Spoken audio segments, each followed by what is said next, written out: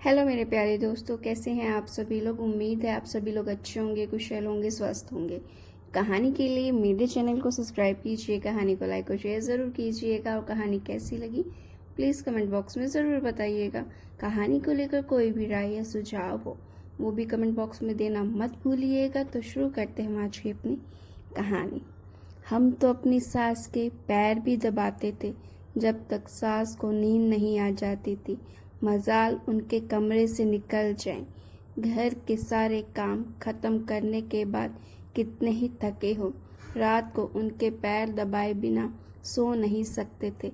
लेकिन मेरी मम्मी तो बिल्कुल ऐसी सास नहीं है। सरिता ने अपनी भाभी काव्या की बड़ी बहन भाव्या से कहा।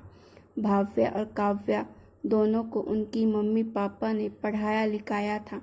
काव्या एक डॉक्टर थी और उसको बड़ी बहन सिविल सर्विसेज में थी। भाव्या अभी ऑफिस के किसी काम से काव्या के घर आई हुई थी। वह होटल में न रुककर अपनी छोटी बहन के पास रुक गई थी। किस्मत से उसी दिन काव्या की ननद अपने इलाज के लिए काव्या के पास आ गई थी। काव्या के पति करण भी एक डॉक्टर ही थे, लेकिन वह अपने घर वालों से ज़्यादा कुछ कहते नहीं थे। काव्या और करण दूसरे शहर में रह रहे थे, इसीलिए करण काव्या को कुछ दिन अपने घर वालों की बात इग्नोर करने की सलाह देते थे। काव्या की ननद और सास अगर दोनों एक साथ काव्या के पास रहने आ जाते तो सरिता की बातों के कारण सास का व्यवहार बदल जाता था। काव्या को नाइट ड्यूटी से आकर भी अपने ससुराल वालों के लिए खाना बनाना पड़ता था। उसे तो कोई चाय भी नहीं पूछता था। लेकिन 10-15 दिनों की ही तो बात है। यह सोचकर काव्या अपना गुस्से को दबा जाती थी। इतने करने के बाद भी काव्या की ननद को लगता था कि उसकी भाभी को उसकी मम्मी ने बहुत छूट दे रखी है। कैसी विडंबना है कि लोगों को कामकाजी बहू तो चाहिए, लेकिन उसे सहयोग करने के नाम पर सब पीछे हट जाते हैं। हमारी सास से पूछे बिना घर में पत्ता तक नहीं हिलता था। खाने में क्या बनेगा से लेकिन हम कहीं बाहर जाते हुए क्या पहनेंगे यह हमारी सास ही तय करती थी।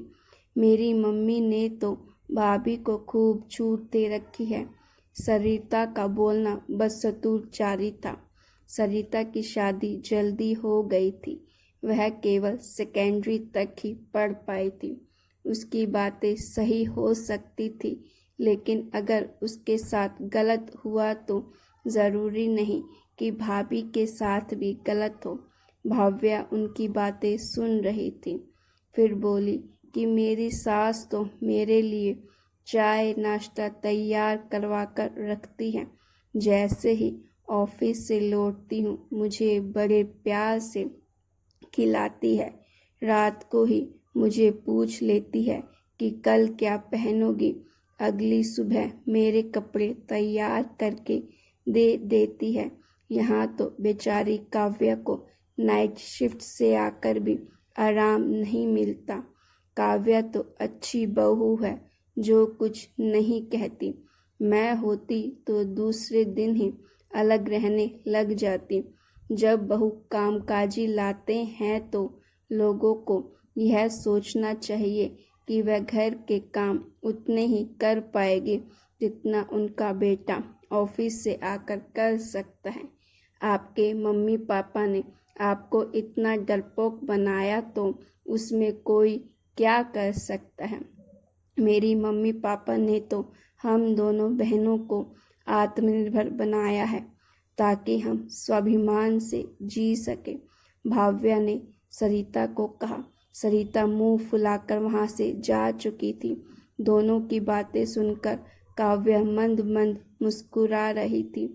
मेरी दीदी मुंहफट है, गलत बात बिल्कुल बर्दाश्त नहीं कर पाती। उनकी बात का बुरा मत मानना दीदी, काव्या ने सरिता को कहा। तो गाइस आपको ये स्टोरी कैसी लगी? अगर आपको ये स्टोरी पसंद आई है तो प्लीज़ स्टोरी को लाइक कीजिएगा, शेयर कीजिएगा और मेरे चैनल को सब्सक्राइब करना तो बिल्कुल भी मत भूलिएगा।